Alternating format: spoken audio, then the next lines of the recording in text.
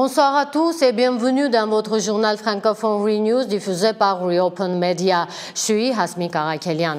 Et nous ouvrons ce journal sur la proposition choc de l'ambassadeur américain en Turquie que les États-Unis louent pour 100 ans la portion du territoire arménien convoité pour le corridor de Zangezur. Une véritable bombe médiatique qui a immédiatement fait réagir Yerevan. La réponse officielle est non catégorique. L'Arménie ne discute pas de la délégation du contrôle de son territoire. Pourtant, dans la même déclaration, la porte-parole du Premier ministre a semé le doute, suggérant que l'ambassadeur faisait peut-être référence au contrôle de la route. Une ambiguïté qui pose question. Si le sujet n'est pas à l'ordre du jour, pourquoi une telle précision? Écoutons un extrait de ce qu'a dit l'ambassadeur des États-Unis en Turquie. Des propos qui ont provoqué de telles discussions et inquiétaient les centres géopolitiques. L'Arménie et l'Azerbaïdjan se disputent une route de 32 km. Depuis une décennie, ils se disputent cette route de 32 km. Et voici ce qui se passe. Les États-Unis arrivent et disent « Très bien, nous la prenons. Donnez-nous cette route de 32 km en location et vous en profiterez tous. » D'un côté, le démenti officiel, de l'autre, le doute qui s'installe face au projet de corridor américain via l'Arménie. Ankara et Moscou affichent des positions radicalement différentes. L'administration turque assure n'être au courant de rien. À l'inverse, une voix influente en Russie, celle de Konstantin Zatulin, du Comité pour la communauté des États indépendants, estime que cette proposition est plausible. Une divergence qui en dit long sur les tensions dans la région. Après Bruxelles, c'est à Paris que s'est poursuivie la tournée diplomatique du Premier ministre arménien. Nikol Pachinian a été reçu lundi au palais de l'Élysée par le président Emmanuel Macron. À l'issue de cette rencontre, le président français a publié un message en arménien sur le réseau social X, un geste devenu familier. Il y appelle à la signature la plus rapide possible d'un traité de paix entre l'Arménie et l'Azerbaïdjan, qui pourrait, selon lui, ouvrir une nouvelle page pour toute la région. Si le communiqué officiel évoque un large tour d'horizon des relations bilatérales et des questions régionales, c'est bien le message de paix qui retient l'attention. Et tous ces développements nous ramènent inévitablement à la rencontre d'Abu Dhabi et aux négociations menées loin des médiateurs traditionnels entre Nikol Pachinian et Ilham Aliyev. Depuis cette rencontre en tête-à-tête, le contenu des échanges reste un mystère, mais les spéculations, elles ne cessent de fuser. Alors, que s'est-il réellement joué loin des médiateurs russes et occidentaux? S'agit-il d'un pas vers une paix durable ou d'une capitulation déguisée, comme le craignent de nombreux analystes? Pour décrypter les enjeux, Reopen Media a interrogé deux voix expertes. L'un des meilleurs spécialistes du Caucase du Sud, le politologue britannique Thomas De Waal, ainsi que Harut Sassounian, éditeur du California Courier. Jusqu'à présent, le contenu exact des discussions entre Pachinian et Aliyev à Abu Dhabi, qui ont duré 5 heures à huis clos, reste flou. Tentons de comprendre comment les experts qui observent la situation de l'extérieur analysent les derniers développements. Georgi Derlougian, professeur de sociologie à l'Université de New York, établit un parallèle historique entre un éventuel accord de paix et le traité de Brest-Litovsk, lorsque plusieurs territoires de l'Arménie occidentale avaient été cédés à l'Empire ottoman, menaçant la sécurité et l'avenir des Arméniens de l'Est. C'est une capitulation. Sur le plan formel, que ce traité existe ou non n'est pas si essentiel. C'est bien d'avoir un papier, mais il sert surtout à ce que la guerre ne reprenne pas. Il y a suffisamment de gens à Abu Dhabi, à Washington ou ailleurs qui ne veulent pas d'une nouvelle guerre. Ils veulent voir des opportunités d'investissement. Le choix du lieu des négociations, Abu Dhabi, est un signal clair tant pour la Russie que pour l'Occident que les parties n'ont pas besoin de médiateurs, estime le journaliste et analyste britannique Thomas De Waal. La seule question qui est de nature plus internationale, c'est celle des transports et des communications. Le thème du corridor vers le Nakhichevan via Maigri, la question de l'ouverture des frontières. Sur ce point, la Russie a toujours eu son propre agenda. Mais nous voyons pour la première fois l'Arménie et l'Azerbaïdjan rejeter l'implication des forces russes sur cette route via Maigri. C'est important car ni la Russie, ni les États-Unis ne devraient prendre le contrôle de cette route. Y a-t-il un lien entre ces négociations et la situation politique intérieure en Arménie, les arrestations et les accusations? À quoi les liez-vous?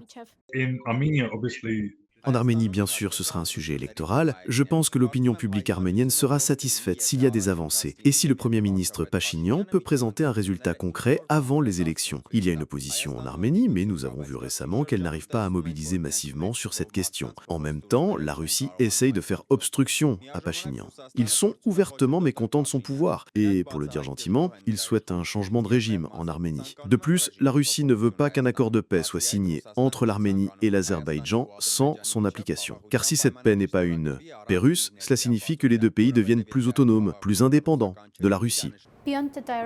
Outre les parties directement impliquées, quels autres pays, selon vous, influencent ce processus ? Les États-Unis essaient de promouvoir leurs intérêts. Il y a aussi des rumeurs sur l'implication possible d'une société conjointe arméno-américaine. Mais ce ne sera pas un deal purement américain signé à Washington. C'est une application internationale plus large. L'éditeur du journal California Courier, Harut Sassounian, ne partage pas l'avis de De Waal. Selon lui, Trump ne sait même pas où se trouve l'Arménie, et la déclaration du secrétaire d'État pressenti Marco Rubio ne signifie pas que l'Arménie est importante pour les États-Unis. Rubio, sachant très bien qui il parlait, à Trump, qui adore qu'on le couvre d'éloges, a parlé de lui avec des louanges extravagantes. Il a dit que Trump avait réussi à régler telle guerre, puis telle autre, des déclarations très éloignées de la réalité. Et c'est dans ce flot de louanges qu'il a ajouté « Bientôt nous allons aussi régler la question Arménie-Azerbaïdjan ». Et les problèmes de politique intérieure en Arménie, les arrestations, les accusations, à quoi les liez-vous ?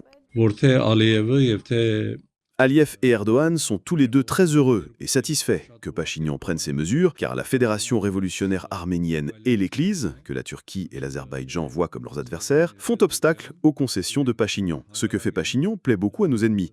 L'intensification des négociations laisse entrevoir une diminution des risques d'escalade militaire et donc une chance de résoudre tous les problèmes par le dialogue. Nos intervenants sont d'accord sur un point, tout cela est lié aux élections à venir. Et maintenant, nous vous présentons un sujet qui est assez intéressant pour les politologues arméniens. La France réaffirme sa souveraineté dans le Pacifique, tout en ouvrant une nouvelle page pour l'avenir de la Nouvelle-Calédonie. Le président Macron a annoncé la création d'un statut spécial pour l'archipel, un geste politique fort. Une main tendue qui est fait suite à une tentative de déstabilisation orchestrée de l'étranger. L'an dernier, la France avait formellement accusé l'Azerbaïdjan d'attiser les violences séparatistes sur l'archipel. Un double jeu flagrant de la part de Bakou qui accuse Paris de partialité dans le conflit du Haut-Karabakh, tout en finançant des mouvements violents sur le territoire national français. Retour d'Anna Harutyunyan. Un tournant historique s'amorce en Nouvelle-Calédonie. Le président français a annoncé un nouveau modèle étatique, un modèle qui, selon lui, est sans précédent. Ce territoire d'outre-mer restera au sein de la France, mais sera proclamé comme un nouvel État. Des décennies de conflits et d'aspiration à l'indépendance semblent trouver ici leur résolution. Je crois que tout le monde a conscience que le travail qui a été fourni ces derniers jours a permis d'obtenir ces dernières heures un accord historique. Je ne vais pas ici être plus long dans mon propos introductif. J'essaierai de conclure cette discussion rapide. Selon Macron, ce nouveau modèle confère à la Nouvelle-Calédonie un statut d'État au sein de l'unité nationale française dont l'acte de fondation sera constitutionnellement garanti. Il conciliait de manière inédite l'aspiration à l'autodétermination avec la volonté de maintenir le lien avec la France. Selon le docteur en sciences politiques Alexandre Manassian, il s'agit d'une manifestation d'un processus mondial qui montre comment les principes d'intégrité territoriale et d'autodétermination des peuples s'affrontent face à la résistance des grandes puissances. Mais malgré tout, la voix des peuples, avec difficulté, finit par se frayer un chemin. Le droit des peuples à la libre autodétermination est une norme du droit international, une norme impérative, tandis que l'intégrité territoriale des États est un principe en constante évolution. Au printemps 2024, des émeutes de masse ont éclaté en Nouvelle-Calédonie, accompagnées de manifestations, d'affrontements et d'incendies. Des Azerbaïdjanais y ont participé directement ou indirectement. Bakou avait même accueilli un congrès des indépendantistes calédoniens et pendant les jours de tension, des drapeaux azerbaïdjanais flottaient dans les rues de Nouvelle-Calédonie. En ce qui concerne l'Azerbaïdjan, ce n'est pas une fable, c'est une réalité. C'est une dictature qui a massacré de nombreux Arméniens et je regrette que certains leaders indépendantistes calédoniens aient passé un pacte avec l'Azerbaïdjan. C'est un fait incontestable. Et ça donne une idée de ce que serait la démocratie si on écoutait certains leaders. En réponse à ces accusations, les analystes politiques comparent les comportements politiques de la France et de l'Azerbaïdjan, soulignant la différence radicale dans leurs approches. Le fait même que la France ait entamé des négociations avec une entité qui lui est en quelque sorte subordonnée pour régler la question confirme en soi que la France est un pays d'une autre culture politique. Les Azerbaïdjanais, eux, ne voulaient même pas parler avec Stepanakert. Ils ne voulaient même pas parler. Et c'est une culture politique qui n'est rien d'autre qu'agressive, intolérante, une culture politique dont toutes les actions tentent à la perpétration d'un génocide. Le comportement de l'Azerbaïdjan dans les événements de Nouvelle-Calédonie n'est pas seulement une manifestation de la logique des relations internationales. Il reflète aussi la duplicité et l'hypocrisie qui sont au fondement de sa culture politique. L'Azerbaïdjan a tenté d'envenimer les relations France-Calédonie pour une seule raison. Son intérêt était de frapper, pour ainsi dire, la France dans le dos, car celle-ci, sur certaines positions, dans certaines négociations, est en faveur de l'Arménie. Pour l'instant, en parole. C'est une étape importante dans le développement de l'État de ce lointain archipel du Pacifique où l'on a tenté de trouver une solution à des décennies de conflits par un nouveau modèle. Cela montre aussi comment les développements politiques internationaux influencent les situations régionales, s'avélant des défis et des intérêts communs. Et finalement, les affirmations pendant des décennies selon lesquelles l'intégrité territoriale et l'autodétermination des nations sont des principes incompatibles sont elles aussi réfutées par la transformation de la logique des développements géopolitiques. Anna Arotinian pour Reopen Media. Persona non grata dans le monde de la diplomatie, ces deux mots sont une arme redoutable. Mais que se passe-t-il quand un État utilise cette arme, non pas contre des espions, des ennemis du pays, mais contre des membres de sa propre diaspora, contre des experts, simplement pour leurs opinions? C'est la question qui se pose aujourd'hui en Arménie. Une nation de 3 millions d'habitants, mais dont le cœur bat dans une diaspora de plus de 10 millions de personnes. Pour chaque Arménien où qu'il vive, le droit de venir dans sa patrie devait être inaliénable. Pourtant, la liste de ces indésirables s'allonge. Tout a commencé avec Mourad Papazian, figure de la cause arménienne en France. Puis la mesure s'est étendue à d'autres Arméniens de France, des États-Unis, des Pays-Bas, jusqu'au cas récent de Karen Igitian, expert reconnu des questions du Caucase et citoyen russe. Lui aussi refoulé à son arrivée. Selon de nombreux politologues, cette arme serait devenue depuis 2023 un moyen pour le gouvernement de Nicole Pachinian de faire taire ceux qui s'opposent à sa politique. Et pourtant, il y a un précédent qui montre qu'une issue est possible, le cas de Mourad Papazian lui-même. Rappelons que l'année dernière, la justice lui a donné raison, une victoire juridique qui, dit-on, aurait été suivie d'une discussion en coulisses entre le président Macron et Nicole Pachinian. Résultat, le service de la sécurité nationale arménienne n'a pas fait appel de la décision du tribunal. Grâce à cela, Mourad Papazian peut aujourd'hui revenir dans sa patrie quand il le souhaite. Enquête sur un outil de pression qui en dit long sur les tensions politiques qui traversent aujourd'hui l'Arménie et sa diaspora. L'une des mesures les plus puissantes dans les relations diplomatiques est de déclarer une personne persona non grata, soit une personne indésirable. Cela signifie que l'individu se voit interdire l'entrée dans le pays ou est sommé de le quitter immédiatement. Ce mécanisme, également applicable à des personnes sans statut diplomatique, est aussi utilisé en Arménie. L'un des exemples les plus récents est l'interdiction d'entrée sur le territoire de l'expert du Caucase, Karen Igitian. Tout s'est passé le 4 juillet, tard dans la soirée, après l'atterrissage de l'avion à Zvartnots. Comme tous les passagers, je me suis dirigé vers le contrôle des passeports. Et là, les gardes frontières m'ont dit qu'il y avait un problème. Environ 2 heures plus tard, on m'a officiellement informé que mon entrée dans le pays était bloquée. Puis on m'a escorté vers la salle des départs où j'ai dû acheter un nouveau billet. Selon Karen Igitian, aucun document officiel ne lui a été présenté et les raisons de cette interdiction restent à ce jour inconnues. Néanmoins, l'expert suppose que la cause réside dans ses déclarations sur les événements en cours dans le pays et la région. Cette campagne menée contre l'Église, la menace venant de la Turquie, tout cela forme un ensemble cohérent. Cette campagne menée par le pouvoir de Pachinian a commencé lorsque le cheikh Islam Pasachadeh, le chef des musulmans d'Azerbaïdjan, a tenu un discours et a lancé de fausses accusations contre notre Église. C'est après cela que la campagne systématique a débuté. Et ces arrestations spécifiques, cette nouvelle vague, a commencé au moment où Pachinian est revenu de Turquie. Selon la députée du parti Contrat Civil, Asmik Akopian, il est exclu que l'institution compétente ait imposé une telle interdiction uniquement en raison d'opinions politiques. Quand la sécurité nationale est en jeu, quand la protection de la santé publique est en jeu, ces considérations priment sur toutes les autres que vous avez mentionnées. C'est pour cette raison que cette décision est prise. Les personnes qui violent l'ordre intérieur et les lois de l'Arménie, ou qui dans certains cas représentent une menace pour l'État, c'est une question d'une toute autre ampleur. Et une personne d'origine arménienne tout particulièrement devrait y réfléchir à 2 fois avant d'agir. Dès 2023, le citoyen français Nejde Karagaborian avait connu le même sort. Selon lui, la raison était la tentative du pouvoir de faire taire et d'effrayer les dissidents.